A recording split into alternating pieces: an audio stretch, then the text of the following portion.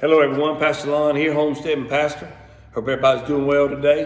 We're going to get back into our little series of the book that I've been sharing with you guys. A look at life from a deer stand, hunting for the meaning of life with Mr. Steve Chapman. Story number 4, and I hope you enjoy it, reads like this. The title is, The Doing of This Thing. The following letter appears in a book by my wife Annie and me titled Married Lovers, Married Friends. Bethany House Publishers, Minneapolis, Minnesota. From a father in Michigan, the letter reads like this. It says, during your concert, I determined to spend the next day, Saturday, with my children ages 6, 3, and 1.5. I was up building block houses much earlier than I expected, and by 10 a.m. we were still going strong. My 18-month-old son was about to knock down my 6-year-old son's castle. And instead of shutting him out of the fun behind the gate, I swooped up my 18-month-old and twirled him around the room. It was at that moment my wife walked in and informed me that my son, whom was sitting on my head, had a load in his pants that was dripping into my hair. My nose said, she's not lying. So I passed him to my wife, jumped in the shower, turned on the water, and found only cold water due to my wife doing loads of laundry that morning. As I stood there freezing, I wondered, is this the family fun you spoke about the night before? This letter goes to prove that spending time with your children has its risk. Yet that father is to be commended for his fine effort. I am confident that his children will not forget the fun. His barber won't either. It's true there may be painful results from being close to the kids. Every time I look in the mirror, I see the scar on my face from the 5-iron golf club I let my daughter swing years ago. Yet believe me, the bond that results far outweighs all the risk involved.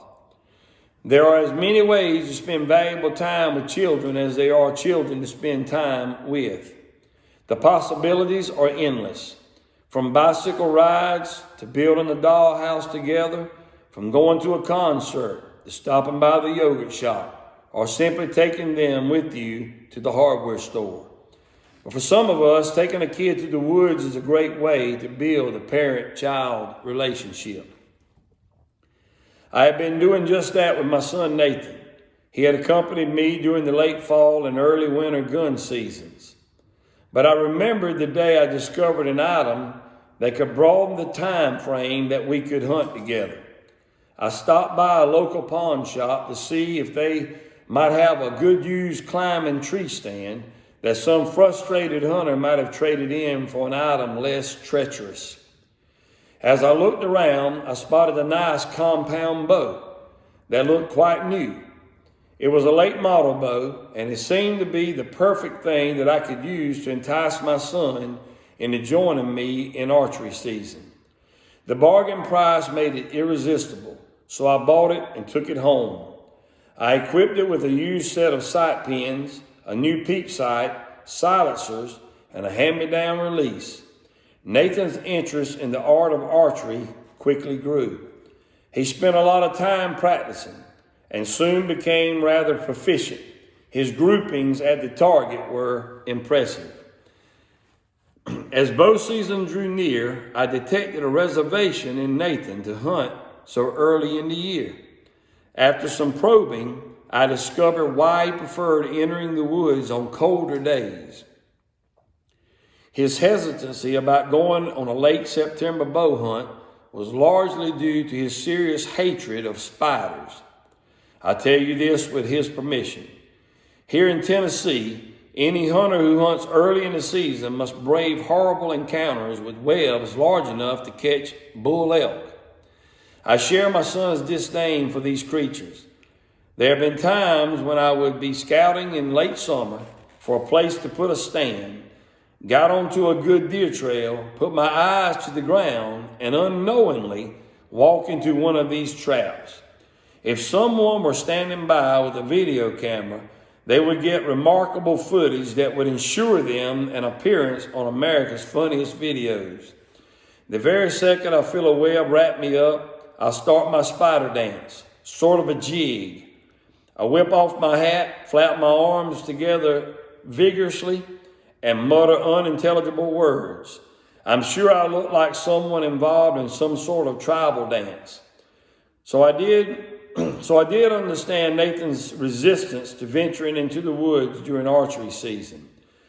He would rather wait until after a frost or two. However, the anticipation of getting his first deer with a bow and arrow proved too much for the born hunter to pass up. The night before the September 30th hunt, I talked him into going with me by assuring him I would bravely lead the way to his stand and clear the path of any spider webs. The next morning greeted us with a cool 65-degree temperature. Hoping that all the spiders were hiding from the chill, I cut our way through to the ladder stand I'd set up over the two converging deer trails. I gave Nathan last-minute instruction to wait in the stand until I came back to get him. If he had not seen anything after a few hours, perhaps my movement through the woods would drive a deer by him. I hurried to my stand in a race against daybreak. As I walked along at a brisk pace, I prayed that no spiders would drop down into his lap or encompass him in a disgusting web if he happened to drift off to sleep. I knew that if a close encounter occurred, our hunt would be over in a flash. The high decimal scream he would let go would scare anything away from miles around. I finally settled into my stand about daylight and began to wait. Around 8 a.m., a large doe came within range. I slowly pulled back, took careful aim, and let the arrow fly. I meant to hit the doe, but I honestly didn't see the tree I killed. That baby weighed in at about 2,000 pounds, field dressed.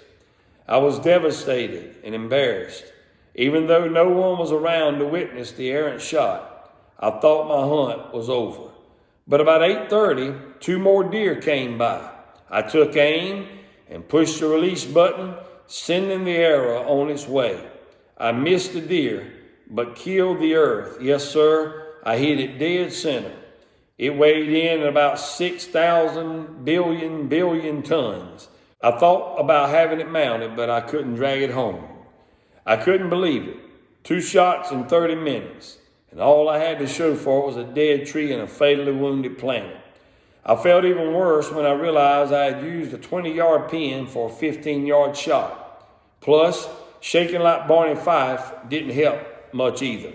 I began to wonder how Nathan was doing with all the training I'd given him. I had coached him as he spent several hours popping a 3D target and plugging a bag full of old rags. He took shots from every angle, and his accuracy was quite good. But in no way could I prepare him to deal with the kind of disappointment his dad was feeling that morning. I should have told him that it's easy to pick a spot on a 3D target because it doesn't move. However, when the target has real fur and looks right at you with those big brown eyes, you do well to remember to breathe. I shook my head and wondered if Nathan had the chance to blow it the way I had already done. I started feeling sorry for him. My 2 stray arrows hurt even worse because I had been trying for so long to fill an archery deer tag. It's tough to admit, but when I'm standing in a tree stand, looking at a whitetail with its ears and tail perked up, it does strange things to my ability to concentrate. Consequently, the years had ticked away with no tangible results. I kept telling myself it was no big deal, but I wasn't listening. It was a painful morning. As promised, I headed back toward Nathan's stand about 9:30 a.m. I didn't want to hurry through the woods. Instead, I wanted to move slowly, enough to cause any deer that might move in front of me to do so in a walk and not in a run. So I eased along as quietly as I could. I knew I was about 200 yards from Nathan when I came near a little rise. Suddenly, 2 deer were there, bedded down, stood up about 20 yards away. I was behind some brush with the wind in my face. The 2 deer just stood there trying to figure out what I was. Then each lowered their head and then quickly popped back up to see if I would move. Somehow, I managed to remain motionless on the inside. On the outside, however, I was quivering like jello on a jackhammer. Amazingly, they both took a few steps and simultaneously stepped behind trees that concealed me from their eyes. I raised my bow and pulled back. As I came to full draw, the thought came to me, 3 shots in one morning. This can't be true. No pressure now because no one will believe this anyway. The one on the left was a young buck. It had moved into the clear and was looking down the hill. I let the arrow go and heard the thud that occurs when an arrow connects. By then, my heart was pounding and I was breathing hard. I dropped my bow to my side and listened. I could hear the crashing, and I had a feeling Nathan did too. The deer bolted over the rise and out of sight. I waited 4 or 5 minutes, then walked over to the spot where my arrow had found its mark. I followed the trail in freshly disturbed ground for just a few yards and immediately found blood. I knew this was a day I would never forget, my first deer with a bow. I waited 10 more minutes before continuing, then found a serious blood trail. After a few more yards, I decided to turn around and head for the truck and let the deer lie down. I circled another way back to the pickup where I would leave my gear and then go to Nathan. When I got to my truck, I couldn't believe my eyes. What I saw was unbelievable. Nathan was standing over a huge doe he had arrowed around 8:15 a.m. It was his first bow hunt, his first full draw at a live deer. I had heard of these kinds of beginner stories, but only in far-off hunting grounds. But here was an actual tale waiting to be told. Nathan got even more excited when I told him I had downed a deer, for he knew it was my first as well. We stood there on that warm September morning, basking in the glow of the turn of events. To make the memory more special, when I later tracked my animal to its final resting place, I discovered that both deer had lain down about 10 yards apart. We must have told each other the story 20 times that day, and each time we recalled something new. I'm sure we'll tell it many more times, and with each rendition, the deer will get bigger and the shots will get longer, and my 2 arrows will sink further into the leaves of forgetfulness. I'm glad I've been able to make these kinds of memories with Nathan. Our hunting experiences have provided some great father-son time, from the teaching of safety rules of firing a weapon to the sound of the alarm clock that awakes us up on the first morning of the season. We have gathered much to talk about. One of the best benefits of our time together is the door of conversation that is opened as a result of the doing of this thing. It has led to other subjects that are far more greater and important than hunting. We've talked about girls, the Bible, politics, technology, girls, sports, aviation, girls, family, future, girls, to name a few subjects. It seems that most moms feel comfortable to simply sit and talk with a child. Moms don't have to be pounding nails or casting a spinnerbait or building a rocket to feel at ease in conversation. As a result, they make great listeners. Many dads, however, like to do and talk. At least it's true for me. Maybe you're that way too. Somehow the distraction of action creates an environment for men to communicate. But whatever it takes, dads need to talk to their kids. I once saw a quip that said, "A child needs his father's presence more than his presence." How true that is. In order to create those times of togetherness, hardly anything works better than a mutual involvement in a sport. There are times when a dad has to be willing to sacrifice his own enjoyment of activity in order to build a young child's interest in it. I realized early in my experience as a father that, for example, if I wanted to be with my kids, I could take them fishing. But if I wanted to go fishing, I didn't need to take the kids. Fishing can be very risky with little ones. I advise you to keep a pair of needle-nose pliers and a first aid kit in the tackle box. Because I started hunting with my son when he was very young and gave up a few shots of my own, being in the woods in the pursuit of big game has grown into a wonderful way to be together for us now. Whether you're a Daniel Boone dad or Daniel Webster dad, it's not too late for you to find something fun to do with your child. It's important to ask ourselves the question, what would keep me from planning a family camping trip, a bike ride with a son, a walk with a daughter, or a dinner and a decent movie with just the kids? What could possibly be more important than the benefits of quality time with your children? My dad always said, people do what they want to do. As a pastor who always hoped for folks to want to be in church, he prayed that their want to would change. Psalm 37:4 is a familiar favorite passage that states, He will give you the desires of your heart. It's not just the object of the desire that God wishes to grant, but instead He wants to replace an old desire with a new and improved one. When it comes to dealing with the conflicts of interest that steals our presence from our children's lives, we should seriously pray and ask God to change our desires. Though the tug is strong to do that which we want to do, we must let a change in our want to take place. Perhaps there's a dad like yourself who is wishing for a change of heart and determining even now to spend some needed time with his children. Please don't let anything rob your ambition. Go ahead and take the risk. It won't hurt too badly, I promise. Just keep in mind that during your time together, someone just might say the words, I love you. Here's some lyrics to the song that came to mind in the deer stand that day. You were 4 years old, but it wasn't too soon. First time we said, ladies, please step out of the room.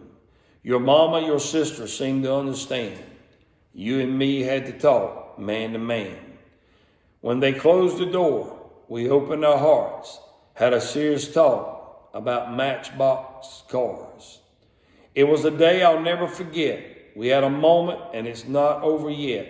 The chorus then said, talking man to man, heart to heart, it's kept this father and son from drifting apart. And I know we'll always be close no matter where we are, because we've been man enough to talk, heart to heart.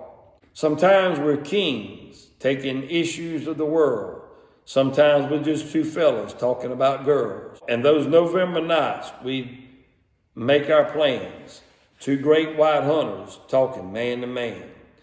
Now it'll come too quickly. It'll come too soon. When again we're saying, ladies, please step out of the room. Your mama, your sister, your bride-to-be, they'll know the moments just for you and me.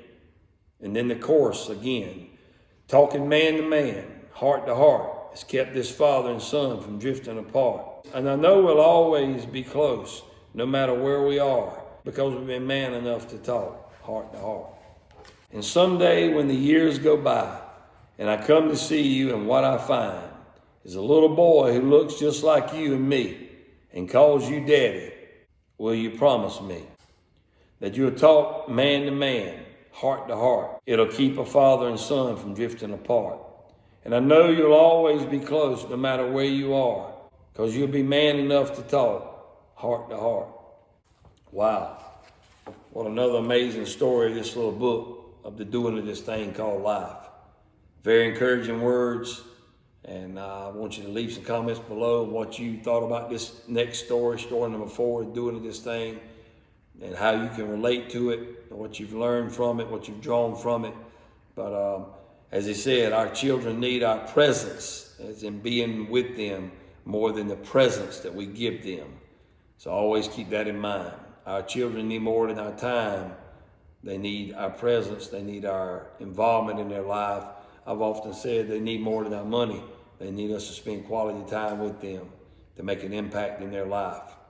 So whether it's a deer stand, whether it's a shopping mall, whether it's just time walking out, walking the dog, walking by a creek somewhere, just sitting down talking man to man or woman to woman with our children, take that time and that opportunity.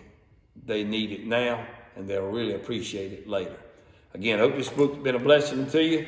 And until next time, remember, Jesus Christ loves you, and Jesus Christ is the answer for any and everything we're dealing with in life. Hope you all have a wonderful rest of the day.